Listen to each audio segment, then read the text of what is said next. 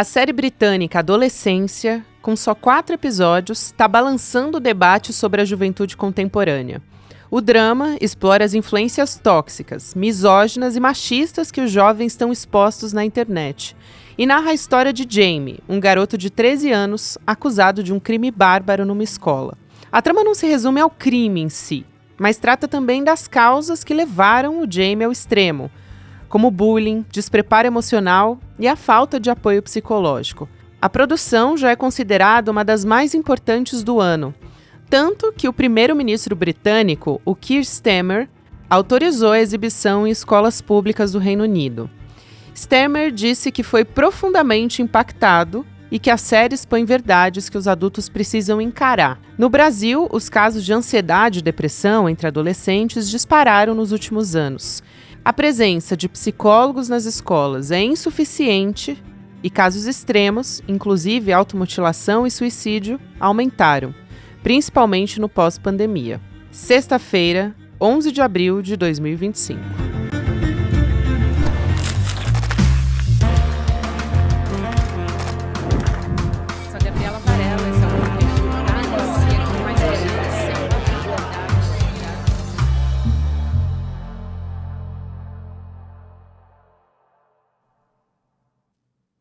Olá, seja muito bem-vindo, seja muito bem-vinda. Eu sou a Gabriela Varelli, esse é o Videocast em Detalhes. Aqui sempre com um convidado, uma convidada, a gente analisa uma temática, uma notícia importante do momento. A gente vai conversar sobre a série do momento hoje.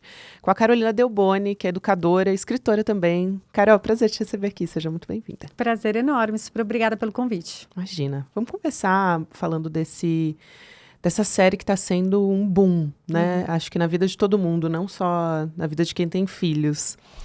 Essa ideia da produção da série, eu li algumas entrevistas do autor, né? E ele disse que era iniciar uma conversa entre pais e filhos. E aí, levando em conta essa sua experiência, como é que os pais podem conversar com seus filhos, adolescentes, levando em conta um diálogo da série, que é muito bom. Depois que tudo já aconteceu, os pais, eles estão ali tentando entender onde é que eles erraram, se eles erraram, o que eles poderiam ter feito de diferente. E aí um fala para o outro, não, você foi o melhor pai que você poderia ter sido, você foi a melhor mãe que você poderia ter sido. É uma cena bem emocionante, inclusive, né?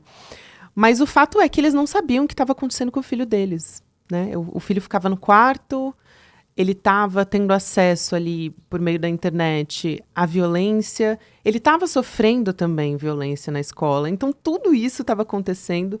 O que dificulta esse diálogo? Eu estou trazendo essa cena extrema da série para a gente tentar entender. É geracional? É tecnologia? O que é? Gabriela, eu acho uma ótima pergunta, porque se a gente não olhar para esse lugar, né, dessa relação entre pais, famílias e adolescentes, a gente vai continuar, de certa forma, se debatendo com problemas ou com casos de violência como esse, né? A gente sabe que a série, ela nasce depois de 2 crimes que foram cometidos na Inglaterra, de meninos contra meninas, né? Então, foram violências praticadas contra meninas nessa faixa etária da adolescência. Então, é a partir desses casos que o autor escreve o roteiro da série. E entre várias coisas, o que ele mostra ali pra gente é esse abismo geracional que a gente tem entre pais, adultos e adolescentes, né? Até na comunicação, né? Nos emojis. Tudo. Exato. Então, assim, o que ele mostra ali, que pra mim é muito gritante e, de certa forma, aparece para muitas famílias, é como os adultos hoje em dia na sociedade, daí vale isso, não só pai, mãe, né, mas assim, adultos de maneira geral, não sabem quais são os códigos da adolescência, não sabem quais são os códigos e qual é a cultura dessa geração de adolescentes. Então, como é que eu me comunico com eles se eu não entendo o mundo deles, se eu nem conheço o mundo deles, né? Eu sempre falo que é muito diferente porque a gente se inteira de tudo do universo da criança. Então, a gente sabe qual é a música preferida da criança, quais são os desenhos animados, quais são os personagens. Se você levar ela numa loja de brinquedos, você sabe diretamente onde você vai, porque você sabe o que o seu filho gosta. E quando ele entra na adolescência, a gente acha que a gente não precisa mais se interessar pelo universo do adolescente. Então, você não sabe quais são as músicas que seu filho escuta, ou sua filha, você não sabe qual é o tipo de lugar que ele gosta de ir, quem ele segue nas redes sociais. E, normalmente, quando você tem essa informação, você tende a criticar. A gente critica muito o adolescente, a gente Que é o julga contrário muito. de quando é uma criança, né? Exatamente, tudo é lindo, tudo é deslumbrante, né? Eu digo que a gente tem um encantamento pela infância e quase que um desprezo pela adolescência. E esse desprezo aparece nas relações, né? Então, vai ficando cada vez mais difícil me relacionar com o adolescente, porque eu não gosto daquilo que vem do universo dele, eu julgo como sendo pior ou menor ou, né, vazio, e eu vou perdendo os laços com aquele adolescente. E o adolescente, por outro lado, ele vai perdendo a possibilidade de estabelecer relação com um adulto, né, para que ele possa procurar, para que ele possa se abrir quando algo acontecer. Então, a primeira coisa é a gente enxergar de que existe um buraco geracional gigantesco e a primeira coisa que a gente deveria fazer ou procurar fazer é se interessar pelo universo, pela cultura adolescente. E isso passa pelo ambiente digital, né? Porque a gente está falando de uma geração que vive na cultura digital. A cultura digital faz parte da fase de crescimento deles. Então, ou eu me intero do que acontece ali, de quais são os lugares onde eles circulam, quem são as pessoas, qual é a modinha, o que está acontecendo, ou eu vou ficar de fora. E daí eu não vou ler esses sinais que aparecem na série, por exemplo. Sim. Eu estava conversando um pouquinho antes de entrar aqui para a entrevista com a Juliana Zaroni, que trabalha aqui, é maquiadora, e ela tem um filho adolescente. Ela estava me contando algumas coisas, por exemplo, ela estava falando, hoje em dia não é mais balada, que nem era na nossa época, é resenha. Uhum. Eles se reúnem em espaços assim mais caseiros. Enfim, esse tipo de coisa é muito importante, que a gente está falando sobre essa diferença de gerações e o conhecimento, né, de se relacionar, que é diferente. Às vezes os pais não entendiam as gírias, se eu for pensar... Na minha época, os pais não entendiam as gírias, mas não entendem muitos significados ali. Aí hoje a gente vê na série os emojis, que cada um tem um significado. São formas de se relacionar que os pais, às vezes, não fazem ideia de como que funciona, né? E aí tem uma psicanalista, uma psicóloga, na verdade, especialista em adolescência, que é a doutora Ken Caswell, que eu estava dando uma lida antes da gente conversar, chamando a atenção dos pais para os perigos que existiam no passado também. E ela está falando justamente sobre essa importância do diálogo que você trouxe agora. Então, a gente assistiu a Adolescência e todo mundo ficou chocado. Né? A gente ficou preocupado com rede social, com masculinidade tóxica, com radicalização online. Uhum. Tudo isso são medos concretos, eles são importantes, mas ela chama a atenção de que já existiram outros medos no passado. Então, o medo dos videogames, da violência nos videogames, com o surgimento das TVs, que os adolescentes ou as crianças também, iam passar o dia inteiro assistindo TV, e de que maneira isso poderia comprometer o cérebro, por exemplo, e por aí vai. E ela diz, a gente acaba focando nos medos, em punir, e não... se atenta para o que a gente pode fazer, né, em relação a dar atenção ao que eles possam estar passando, a um sofrimento, à escuta, a estabelecer esse diálogo, que eu acho que é o que você estava dizendo, né? Eles precisam se sentir amparados, estabelecer esse vínculo, para que aí eles também se sintam amparados, o que eu quero dizer assim, eles não vão se sentir atraídos por esse tipo de perigo online, porque eles estão mais resilientes, ou eles têm uma relação mais resiliente com os pais. Faz sentido? Faz sentido. Acho que, né, óbvio, se a gente olhar as gerações passadas, sempre tiveram perigos e sempre tiveram violências. O que a gente tem hoje, na verdade, a grande diferença é que a gente tem uma violência que ela é muito mais escalonável e escalonada. E a diferença é que esses lugares novos onde o adolescente interage, ele interage com outras pessoas. A televisão que eu assistia quando eu era adolescente, não tinha ninguém interagindo comigo. Hoje é a praça pública. Hoje é praça pública, exatamente, né? Enfim, a televisão, o rádio, enfim, qualquer meio de comunicação, né, que existia nas gerações passadas, não tinha ninguém, mesmo jogos, videogames, não tinha ninguém que entrava online para interagir com aquela criança ou com aquele adolescente. É diferente. Então, hoje a gente tem essa mesma tecnologia que foi avançando, só que com uma pessoa ou muitas pessoas interagindo com aquela criança e com aquele adolescente. E o mesmo aviso que a gente dá, ou que a gente ensina para uma criança, que ela não fala com estranhos na rua, a gente, de certa forma, ensina para que ela não fale com pessoas desconhecidas nas redes sociais. Mas a gente sabe também que essas pessoas que se aproximam de crianças e adolescentes, eles muitas vezes se passam por conhecidos, né? E é muito fácil você ali manipular uma criança ou um adolescente, porque eles estão suscetíveis a uma série de coisas e não tem ainda uma maturidade, nem um conhecimento para identificar o que é uma mentira, o que é uma tentativa até de aliciação, né, daquele adolescente, enfim. E o adolescente, ele está aberto nesse ambiente. A adolescência, uma coisa que é importante a gente entender, assim, o adolescente, ele precisa das relações sociais. A adolescência, ela se desenvolve e o adolescente se constitui a partir da relação com o outro. Então, por isso que para ele é tão importante pertencer a um grupo, ser aceito a um grupo. Quando esse adolescente não consegue fazer isso no ambiente físico, né, no que a gente chama de presencial, ele tem hoje em dia a alternativa do ambiente virtual. Ele é validado. Exatamente, para tentar ali achar um grupo de pertencimento e ser validado, ser reconhecido. Só que esse menino ou essa menina, quando vai para esse grupo online, ele já está fragilizado. Ele já está, né, assim, pensa que você está construindo a sua autoestima. Você já está com uma autoestima mais fragilizada, você está com uma identidade mais fragilizada, então você está mais suscetível a uma série de coisas. O que te chamarem ou o que te elogiarem, digamos assim, você começa a sorrir. Porque você fala, poxa, alguém aqui gostou do que eu falei. Alguém aqui viu valor em mim, ou me amou, né, ou está gostando de mim. Então, você consegue atrair muito mais fácil esse adolescente. E quando as relações no presencial, elas estão mais fortificadas por uma série de questões, a chance desse adolescente procurar algo online é muito menor, né? Então, a série também mostra um pouco disso pra gente, de que esse menino, né, o ator, o garoto que faz na série, ele sofria bullying no ambiente presencial. É um menino que tinha muita dificuldade de ser aceito, de pertencer a um grupo. Ele tinha ali um amor, talvez, né, por essa menina que ele mata, né?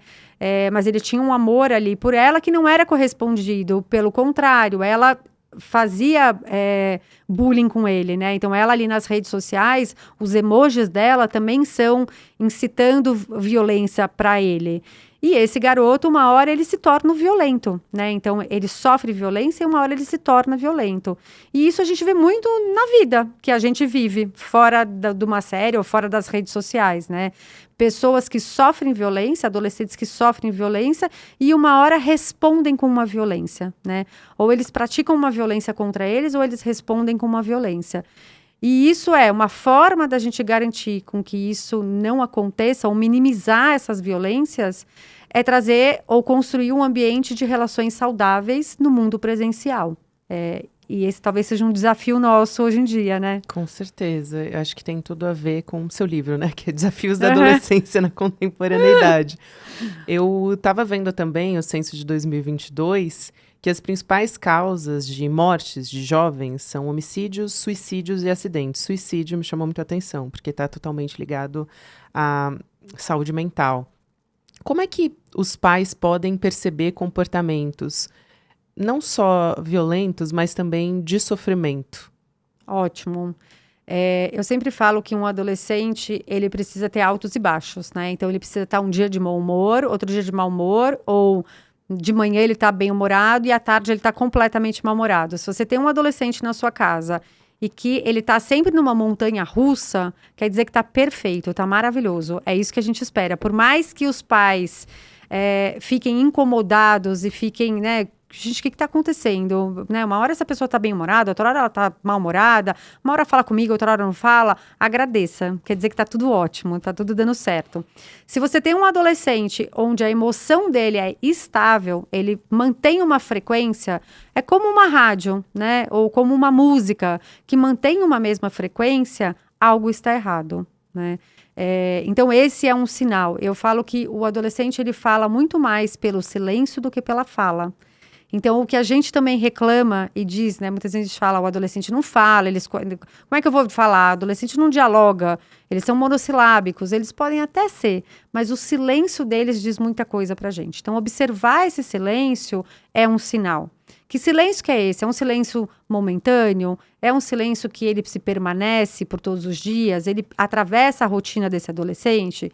Se o adolescente está querendo, ele está deixando de fazer coisas e está querendo ficar quieto em casa, dentro do quarto, isso é um alerta, né? No começo da série, de novo, né, o policial recebe uma mensagem do filho dizendo que não quer ir na escola porque está com dor de barriga. E ele comenta com a parceira dele, a policial, de que não é a primeira vez, né? Que vira e mexe, ele fala que está com dor de barriga, com dor de cabeça. Esse é um sinal. Quando o adolescente se retira das relações sociais, escola, clube, praça, shopping, enfim, onde quer que ele circule, é um sinal para a gente de que algo está acontecendo. Então, são esses alertas. Muito, muito importante. E acho que não é óbvio. Nem um pouco óbvio, porque é isso que você está falando. Os pais se incomodam com essa mudança de comportamento, né? Eu acho que tem um ponto aí importante na série, que é essa violência extrema, né? Eu ouvi a juíza Vanessa Cavalieri, da Vara da Infância e da Juventude do Rio de Janeiro. Ela traz vários insights importantes, né? Mas eu ouvi a entrevista dela para o podcast da Folha. E ela é autora de um protocolo de prevenção de violência nas escolas. O que ela conta? Que esses crimes, como o que a gente viu em adolescência, eles raramente apareciam no judiciário há 5, 6 anos atrás. E que houve um aumento. Por que é tão fácil? E aí a gente pega esse exemplo, né, da radicalização, que eu acho que é uma das maiores preocupações que a gente tem com esses adolescentes nesses meios. Por que é tão fácil cooptar criança, adolescente, para o extremismo nesse ambiente virtual? E aí a gente leva ali na ponta a ver o aumento de crimes como ela está vendo, né? Sim, e é um aumento bem considerável. Ainda não tem dados, ainda não tem números, né? Não é quantificado, mas, por exemplo, esse ano saiu um estudo da Child Fund, que é uma instituição que cuida, né? Trabalha com crianças, saúde e prevenção de crianças e adolescentes, e ali ele mostra que aumentou em 30%, por exemplo, o número de adolescentes, de denúncias de adolescentes que já sofreram violências online. E normalmente elas são praticadas ou por outros adolescentes ou por um jovem adulto, né? E esse jovem adulto é quem costuma cooptar essas crianças e adolescentes para grupos extremistas. A gente vê na série que é a misoginia, né? Então é esse masculino extremamente tóxico, extremamente violento e que tem a mulher num lugar de submissão extrema e por conta disso, pratica-se violência contra as mulheres, né? Do que a religião tem, o papel da religião, né? Então, quando a pessoa está com alguma questão, com algum problema, ou mais fragilizada, mais sensível, com a autoestima mais baixa, mais depressiva, a religião é um meio dessa pessoa se curar, ou muitas vezes conseguir se reerguer, se reencontrar, recuperar o amor pela vida, recuperar a autoestima. É mais ou menos a mesma estratégia que esses grupos extremistas usam, né? E literalmente fazendo uso da fragilidade de um adolescente que não tem o cérebro ainda formado, que tem um cérebro em formação, né? Então, o lobo frontal do cérebro do adolescente, por exemplo, que é onde a gente tem ali a noção do perigo ou do que eu posso, do que eu não posso. A gente, né, sempre fala que adolescente não tem noção do perigo, né? A gente fala que isso não pode. Porque não tem mesmo. Porque não tem mesmo, exatamente. Porque ele não está com o cérebro totalmente formado. Então, tudo isso ajuda esse jovem adulto ou esse adulto que está do outro lado trazer esse adolescente para praticar uma violência que muitas vezes ele não tem consciência de onde ele está sendo levado, né? Ele vai criando consciência ao longo do processo, mas ele muitas vezes não tem consciência. A gente estava até aqui falando na série, isso fica evidente, porque a princípio, quando eu estava assistindo, me parecia que era uma mentira do personagem principal, que é adolescente, né? Que ele não estava reconhecendo a violência porque ele estava escondendo dos pais. Mas depois começa a aparecer que, na verdade, ele não tem noção do que ele tinha feito. Exato. Na conversa com a psicóloga. E ela pergunta, você tem noção? Essa pessoa morreu, ela não vai mais voltar. E ele não... Ele não tem noção. Não tem. Ele não tem noção, porque é isso. O adolescente, ele não... O cérebro realmente não... E ainda mais um adolescente de 13 anos, com a idade desse menino na série, né? Então, assim, a gente tá falando de o começo de uma transição ali do cérebro, de um amadurecimento do cérebro que vai até os 24, 25 anos. Então, a gente tá falando de 11 anos a menos, 10 anos a menos, né? O começo desse processo de amadurecimento. E ele não tem recurso nenhum, realmente, nem interno, emocionalmente, psicoemocional, e nem de vivência na vida para conseguir olhar aquela situação e ter consciência da gravidade do ato que ele praticou. Ele vai tomando consciência ao longo da série. Eu queria que você falasse um pouco sobre essa construção da identidade masculina na adolescência, o papel dos pais, o papel da escola, que é uma rede, né? Sim. Que está ali no entorno dessa pessoa que está em formação, para que ela justamente não caia nesses comportamentos tóxicos e nesses ambientes que são tóxicos, né? E acabam contribuindo, contribuir é uma palavra que parece positiva, mas nesse caso negativa, mas contribuindo para que essa pessoa desenvolva um comportamento violento, né? Sim, sim. Né, se a gente olhar, os meninos não nascem querendo matar as mulheres, né? Eles são ensinados a olhar, de certa forma, né? A olhar as meninas, olhar as mulheres e acharem que eles podem praticar uma série de violências contra elas porque eles são superiores a ela, né? Então, isso é ensinado ao longo da vida de um adolescente, ao longo da vida de um menino, né? Então, é isso. A sociedade toda tem um papel muito importante. Família tem o seu papel, escola tem o seu papel, governo tem o seu papel. Agora, por conta da série, por exemplo, a Inglaterra acabou de instituir uma política pública onde as escolas vão ser obrigadas a dar formação antimachismo e sobre misoginia dentro das escolas. Vai ser como se fosse uma disciplina obrigatória. Não sei ainda como isso vai entrar na grade curricular da Inglaterra, mas isso, o governo, assistindo a essa série e observando os crimes que têm acontecido lá no país, entende que esse é um problema público também, de saúde pública, um problema de segurança pública. Então, qual é o papel do governo, né? Então, a gente olha para cá. As escolas, elas constantemente e cada vez mais precisam entender que elas precisam fazer campanhas dentro das escolas, elas precisam discutir esses assuntos dentro das escolas. Eu sempre falo que muitos assuntos não são da escola, mas eles atravessam o portão das escolas todos os dias. E a partir do momento que aquele assunto atravessou o portão da escola, eu tenho duas opções, ou eu lido com ele, ou eu finjo que ele não entrou dentro da escola. Só que eles têm aparecido nas relações escolares com muito mais frequência. Então, e esse é o caso, né? Quando a gente fala de feminicídio, de machismo tóxico, misoginia, enfim, como é que eu explico esses termos todos para os adolescentes, para os alunos? Eles precisam entender, muitas vezes eles falam, mas eles não sabem o que eles estão falando. Então, de campanhas mesmo, né? Igual o governo tem campanha, as escolas fazerem campanhas e trazerem os alunos para participarem disso, né? Então, eles vão pesquisar, eles vão construir os cartazes, eles vão construir as falas, né? A gente vai mudar alguma coisa na biblioteca da escola? Tá faltando livros sobre mulheres? Que tipo de mulheres? Que tipo de livros são esses? Que conteúdos que são esses, né? E dentro de casa, a mesma coisa, pensando no ambiente familiar.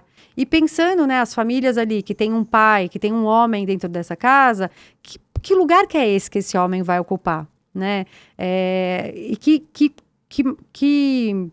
sentimentos e que emoções também que esse homem vai poder colocar para fora dentro daquele ambiente familiar e dentro do lugar onde ele circula, né? Ou se vai ser reprimido, Ou né? se vai ser reprimido, é isso, assim, é um pai que expressa o seu carinho, como que ele expressa esse carinho? Tem abraço, tem choro, tem uma risada descontrolada, ou é tudo muito certinho, muito controlado, muito, né, as emoções são muito medidas. A mesma coisa, na relação com essa mulher nessa casa, é uma relação mais igualitária? Como é que é dividido o papel dentro de casa? Ou a gente tem ali de novo, né, o clássico da mulher fazendo todas as tarefas da casa e o homem esperando ser servido. Tudo isso vai passando, são códigos, são sinais que a gente está emitindo para esses adolescentes, principalmente para esses meninos. Então, tem uma série de lugares na sociedade que a gente precisa mexer, né? Nossa, é excelente isso, muito importante. E tem cenas ali dentro da escola também que mostram o despreparo dos professores também, né? É bem claro. Você vê que tem uma professora que está guiando ali, conduzindo as coisas que ela não faz ideia do que está acontecendo. Nada. Aquela cena, tem um episódio que é inteiro dentro da escola, né? Esse. E esse episódio, ele é desesperador no sentido que você vê a falência do sistema da educação, né? Então, uma educação que não tem condições nenhuma de dialogar com o adolescente, que se perde e que não tem autoridade sobre o adolescente, não tem diálogo com o adolescente, não conhece nada do universo do adolescente, né? Então, você vê aquele caos dentro daquela escola. Os professores falam as coisas para os alunos não prestam atenção, não estão nem aí, viram as costas. Eles não têm ideia, a quantidade de bullying que aparece dentro daquela escola é uma coisa assustadora. Claro que ali a gente tem um extremo, né, para radicalizar uma situação, mas a gente tem isso em cotidianos de escola, né? O educador, para ele poder dar aula na educação infantil e fundamental 1, né, que é ali primeiro, segundo, terceiro, quarto ano, ele precisa ter cursado pedagogia. Ele tem que ter o diploma de pedagogo. Ali ele aprende não só matemática e português, mas ele aprende o funcionamento da criança, o cérebro da criança. O professor que vai dar para adolescente, ensino médio, Fundo 2 em ensino médio, ele fez a faculdade de física, de química, de letras, ele não entende nada sobre o funcionamento daquele adolescente. E isso aparece ali também de alguma forma, né? Com certeza. Eu quero trazer um debate importante, que é muito colocado por conta da série, que é sobre a vigilância, né? Sobre o monitoramento do que esse adolescente está fazendo, no celular principalmente, mas no computador, na internet. Até onde é possível fazer isso? A gente estava até conversando aqui, né, antes da entrevista, do quanto isso tem que estar aliado a outras coisas. E aí a questão da escola com o celular, que hoje a gente tem, que foi o banimento dos celulares nas escolas, né? Se você acha que isso foi positivo e que esse é um caminho. Emergencialmente, esse é um caminho. Se a gente quiser realmente estabelecer relações saudáveis com as plataformas digitais, a gente não pode fugir da educação digital, educação midiática, né? Assim como a gente educa todo mundo, né, para conviver e viver no ambiente presencial, a gente educa uma criança, eu educo um adolescente, como é que ele vai se comportar numa festa, num encontro de família, na rua, na sociedade. Como é que eu deixo uma pessoa passar ou não? Quem que atravessa a rua? Quando eu chamo o elevador, quem é que sai primeiro para eu poder entrar? Tudo isso são códigos que a gente vai passando para a criança e para o adolescente para ele poder se relacionar em sociedade. O mesmo deve ser feito nas plataformas digitais, né? Então, ou eu entendo, ou eu ensino como é que eu vou me relacionar dentro daquele ambiente. Quais são as regras, o que pode, o que não pode, o que é certo, o que não é certo, o que é violência, o que é crime. Assim como a gente tem leis e regras e normas para o mundo presencial, a gente precisa para esse mundo também virtual. Até porque a gente não tem uma regulamentação nem uma responsabilização por parte das plataformas. Exato, né? Exato, né? Então, mas é isso, pensa uma cidade sem lei, uma São Paulo sem lei, sem regras, sem normas. A gente ia ter carro batendo em todas as esquinas e pessoas se matando em todas as esquinas, né? Então, é isso, basicamente, que a gente tem dentro das plataformas digitais. Então, precisa de regulamentação, precisa de educação da sociedade de maneira geral, né? Crianças, adolescentes e adultos, para que, sim, no momento em que não for mais possível vigiar as redes sociais ou o aparelho celular de um adolescente, eu consiga ter educado esse adolescente para ele identificar sinais de possíveis violências dentro do ambiente que ele está circulando, e também para que eu tenha uma relação com ele de confiança, que ele possa chegar e conversar e falar de algo que está incomodando, algo que ele está sendo sofrido, enfim, das sensações e das emoções que ele tem quando ele está circulando naquele ambiente. Então, precisa construir uma relação para que quando chegar no momento de não consigo mais vigiar, essa relação se estabeleça no diálogo entre adulto e adolescente. Que importante, Carol. Foi um prazer enorme te receber, conversar com você. Passou muito rápido também. Foi um prazer. Prazer enorme. Obrigada, Gabriela. Obrigada demais. Obrigada a você que me acompanhou até aqui. Próximo episódio vai ao ar sempre às 10h30 da manhã. Você fica agora com o Mercado Investimentos. Na sequência tem o Rolê CL. E você pode ouvir Em Detalhes também nas plataformas de áudio. Você sabe qual foi uma das notícias que mais chocou todo mundo que eu conheço dos últimos meses, aquela que dizia que 95% das previsões dos analistas de mercado em relação à economia foram erradas. Para mim isso não é novidade nenhuma, né? Passei mais de 20 anos no mercado financeiro e eu sei que a maior parte das indicações, das previsões, são feitas para fazer com que as pessoas comprem determinados produtos ou invistam em determinadas coisas que são lucrativas para os bancos. Os bancos estão muito preocupados em acertar, não. Mas a gente aqui está preocupado com isso. Nos últimos anos, a gente acertou mais do que todo mundo nas previsões que a gente fez. E para isso, a gente precisa de ciência e de independência. E o que quer dizer essa independência? Quer dizer que a nossa maior preocupação é que você aprenda e não que a gente ganhe dinheiro com o que você vai fazer de investimento. Eu preparei uma aula absolutamente democrática e revolucionária. Em menos de uma hora, eu vou ensinar a você todo o básico do mundo dos investimentos e das finanças. Pode chamar todo mundo de casa para assistir, que todo mundo vai poder aproveitar essa aula. Vai acontecer no dia 15 de abril, uma terça-feira, às 8 horas da noite. Assiste a aula comigo, se divirta com a aula e nunca mais caia nessas armadilhas dos bancos e das corretoras.